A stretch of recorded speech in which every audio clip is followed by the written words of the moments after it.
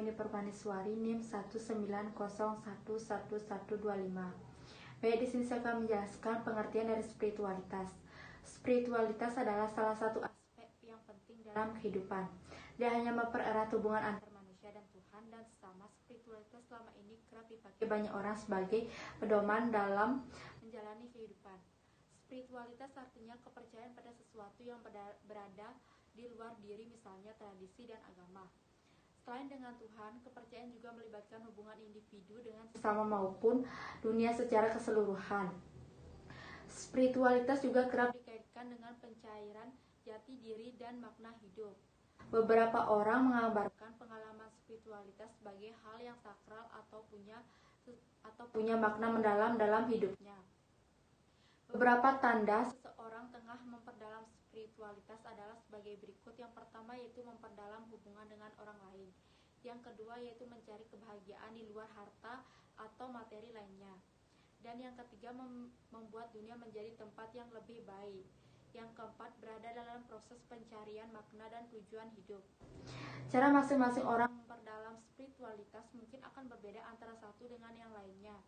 Beberapa orang mungkin mencari pengalaman spiritualitas dalam seluruh aspek kehidupan, namun ada juga yang mendalamnya pada aspek-aspek tertentu saja. Baik, terima kasih. Selanjutnya akan dijelaskan oleh teman saya. Om Swastiastu. Perkenalkan, nama saya Komang Rawidiastini, NIM 19011169. Di sini saya akan melanjutkan materi tentang 2.2 makna spiritualitas. Nah, sebagai manusia, kita dibentuk dari tubuh, pikiran, emosi, dan jiwa spirit.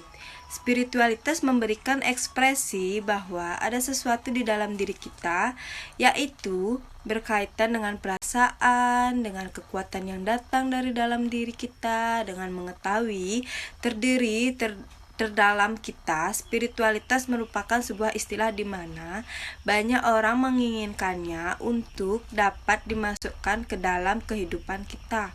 Spiritualitas dapat merefleksikan nilai seperti memberikan kontribusi kepada umat manusia serta alam semesta. Peran spiritualitas sangat penting bagi kehidupan kita, baik terhadap kehidupan keluarga, beragama, bahkan pada kehidupan kerja kita. Spiritualitas memiliki dua komponen, yaitu dari vertikal dan horizontal. Komponen vertikal dalam spiritualitas adalah hasrat untuk melampaui ego atau self-esteem diri. Komponen vertikal ini bisa berkaitan dengan Tuhan, jiwa, dan semesta, kekuatan tertinggi atau sesuatu lainnya. Komponen horizontal lebih kepada perwujudan sesuatu yang tidak dapat dilihat. Sedangkan komponen horizontal dalam spiritualitas adalah hasrat untuk melayani orang lain dan bumi. Komponen horizontal ini ditunjukkan dengan bagaimana seseorang berusaha untuk membuat perbedaan melalui tindakannya. Komponen horizontal ini lebih kepada perwujudan sesuatu yang dapat dilihat. Spiritualitas membantu individu dalam menemukan makna dan tujuan dalam hidup mereka dan lebih menunjukkan nilai personalnya. Nilai personal ini merefleksikan hasrat untuk membuat perbedaan dan membantu untuk membuat dunia lebih bermakna.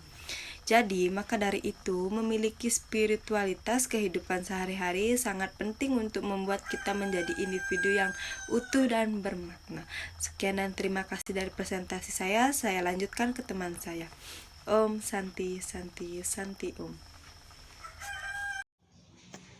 Selanjutnya, saya Niputu Manis Novita Gayatri, NIM 190111138 akan mempresentasikan tentang pengertian MSDM atau Manajemen Sumber Daya Manusia.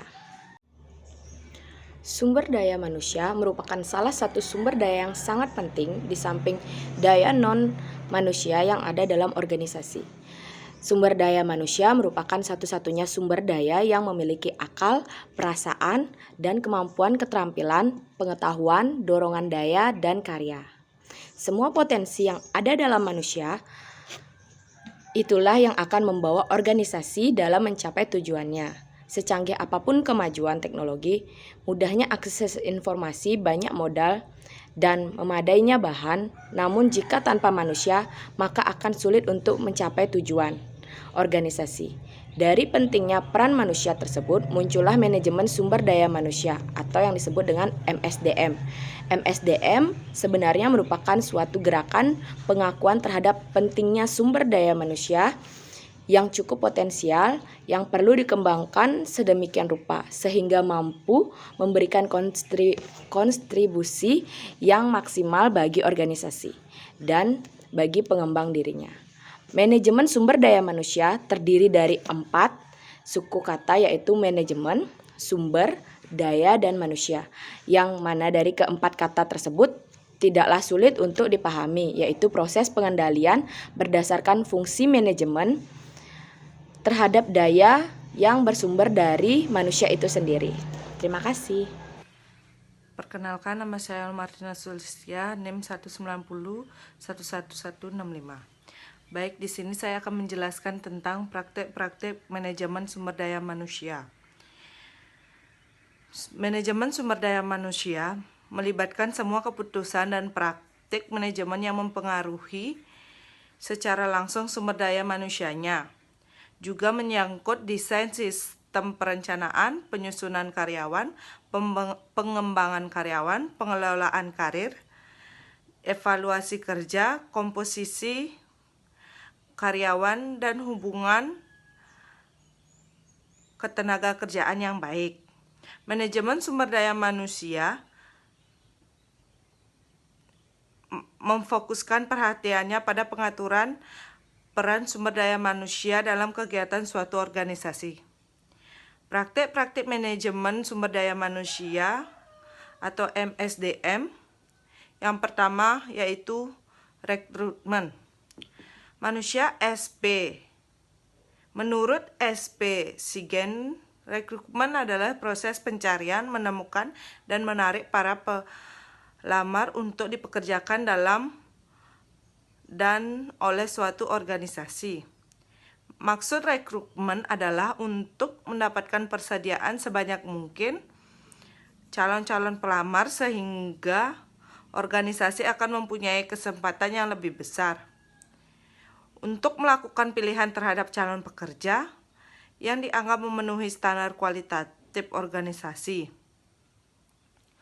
Rekrutmen merupakan fungsi manajemen sumber daya manusia yang penting dan menarik karena dalam praktik sangat dipengaruhi oleh 3 nilai utama yang saling berbeda dan bahkan saling berlawanan satu sama lain, yang meliputi yaitu keadilan sosial, efisien manajemen, dan daya tanggap politik. Adapun tujuan dari rekrutmen tentunya adalah untuk menerima pelamar sebanyak-banyaknya sesuai dengan kualitatif kebutuhan perusahaan dan berbagai sumber sehingga memungkinkan akan terjaring calon karyawan dengan kualitas terbaik. Pada saat ini, bersaing untuk mendapatkan pekerjaan semakin kuat. Perusahaan sering kali mengalami kesulitan dan menentukan kandidat yang tepat, mengingat bahwa ada banyak kandidat yang tersedia tetapi sedikit yang memiliki kualitas atau bapaksme yang telah langsung puluhan tahun, semakin menyulitkan perusahaan dalam mendapatkan kandidat yang benar-benar cocok.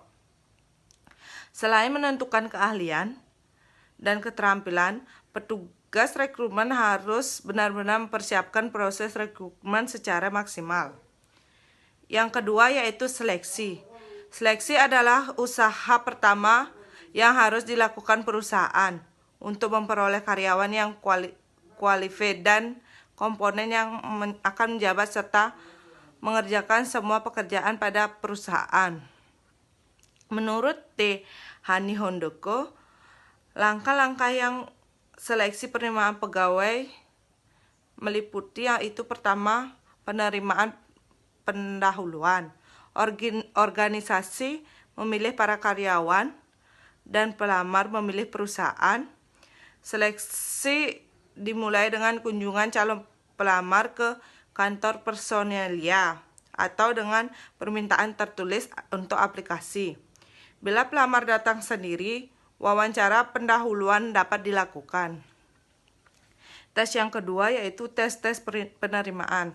Tes-tes penerimaan sangat berguna untuk mendapatkan informasi yang relatif objektif tentang pelamar yang dapat dibandingkan dengan pelamar lainnya dan para karyawan sekarang.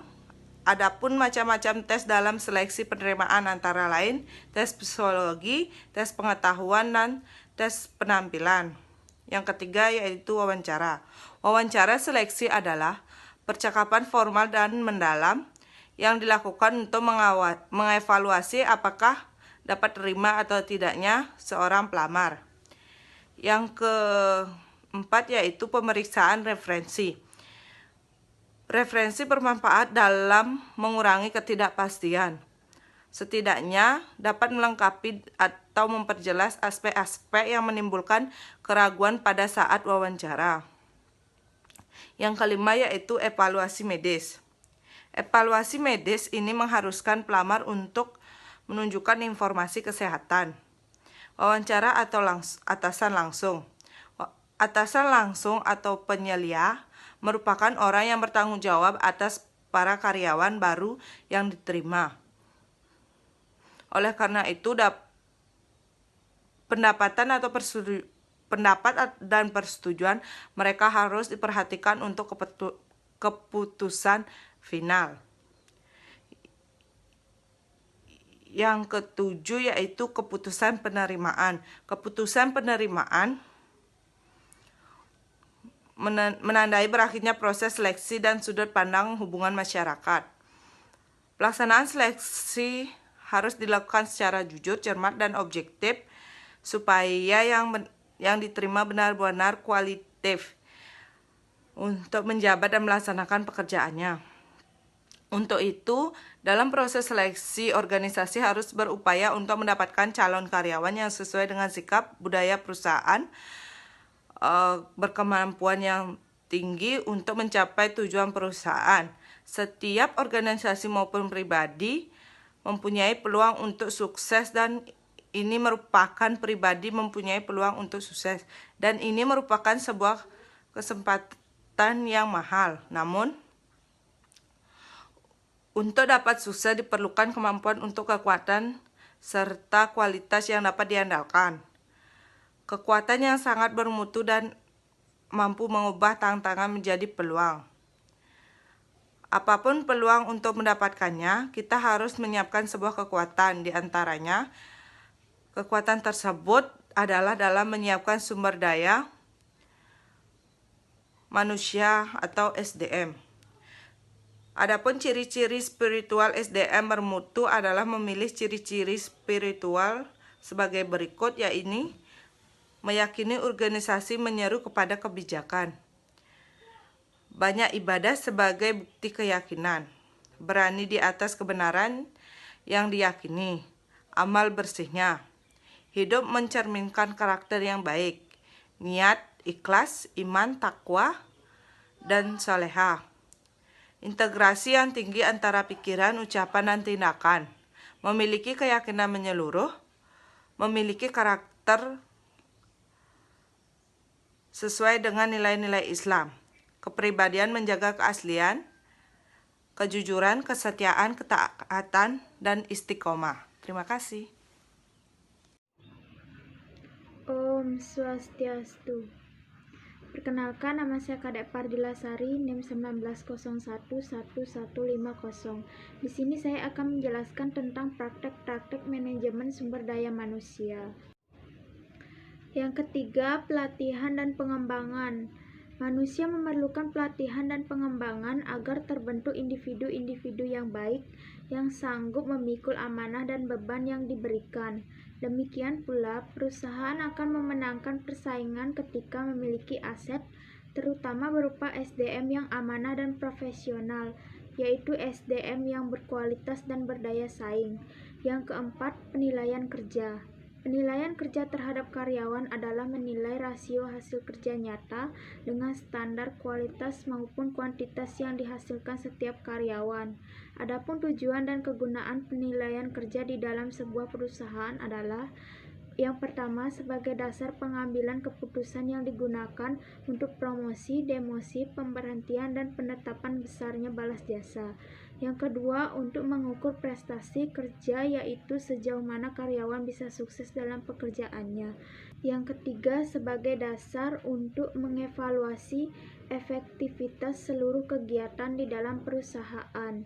Yang keempat, sebagai dasar untuk mengevaluasi program latihan dan keefektifan jadwal kerja, metode kerja, struktur organisasi, gaya pengawasan, kondisi kerja, dan peralatan kerja. Yang kelima, sebagai indikator untuk menentukan kebutuhan akan latihan bagi karyawan yang berada di dalam organisasi. Yang kelima, kompensasi. Kompensasi adalah semua pendapatan yang berbentuk uang, barang, langsung atau tidak langsung yang diterima karyawan sebagai imbalan atas jasa yang diberikan kepada perusahaan.